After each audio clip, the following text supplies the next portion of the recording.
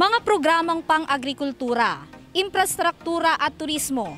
Isa lang yan sa mga ipinagmamalaking programa ng mataas na kahoy dito sa Batangas. Kaya naman ang kanilang munisipalidad mas mayabong at mas maunlad sa panunungkulan niya ng kanilang alkalde.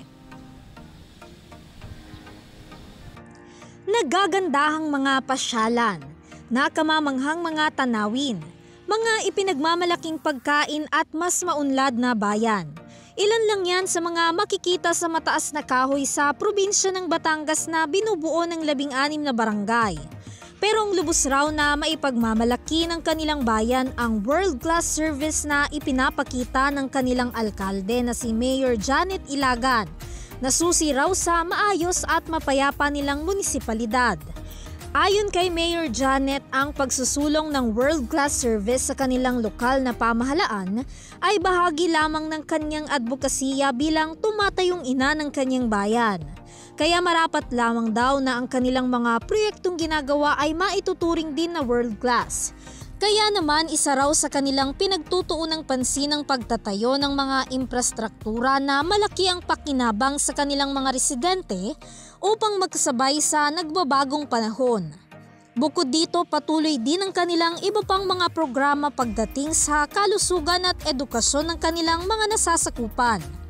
We are going to world class at ang services po natin ngayon ay masasabi ko po na world class.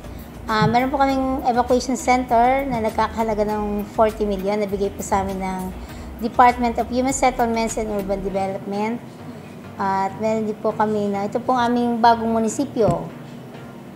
At ito pong aming dun sa likod, yung aming bagong PNP building, disaster building, at saka po yung community-based rehabilitation center, at saka yung sa Bureau of Fire. In support po kami sa Department of Education sa mga kanilang mga programa, kung face-to-face man or yung virtual learning. At may mga programa kami, yung mga pagbasa. And this coming November, magla-launch kami ng pagpapabasa sa mga different schools ng bayan ng Mataas na Kahoy. Isa rin daw sa kanilang ipinaprioridad ang agri-fishery sectors na nasasakop ng kanilang bayan. Bukod daw kasi sa turismo, malaking bahagi rin daw ng ekonomiya ng Mataas na Kahoy ang sektor ng agrikultura. Kasi po ang pinaka-economy din talaga din sa amin, kailangan talaga ma-improve namin ang agriculture. Bukod pa sa tourism, kasi marami din po mga resorts. So yun, yung sa agriculture, binuboost talaga namin yung agriculture industry dito sa bayan ng Mataas na Kahoy. Dumarami ang farmers dahil na-encourage namin sila na magtanim at saka yun sa pangingisda.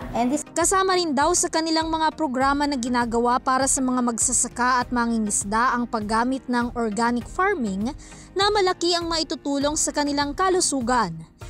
Ang aming agrikultura dito, ina-encourage namin sila na magkaroon ng organic farming. Kasi yun ang pinakamahalaga ngayon. Ang concern kasi natin, pag tayo may organic farming, kasama na doon ang pag-improve ng health and well-being ng aming mga mamamayan. Samantala, dahil sa mga natatanging programa na nailunsad sa kanilang bayan sa ilalim ng panunungkulan ni Mayor Janet Ilagan, iba't ibang mga pagkilala na ang kanilang natanggap mula sa mga kilalang organisasyon at ahensya ng pamahalaan. Patuloy naman daw ang kanilang mga pagsisikap na ginagawa upang makilala ang kanilang bayan bilang world-class municipality sa bansa.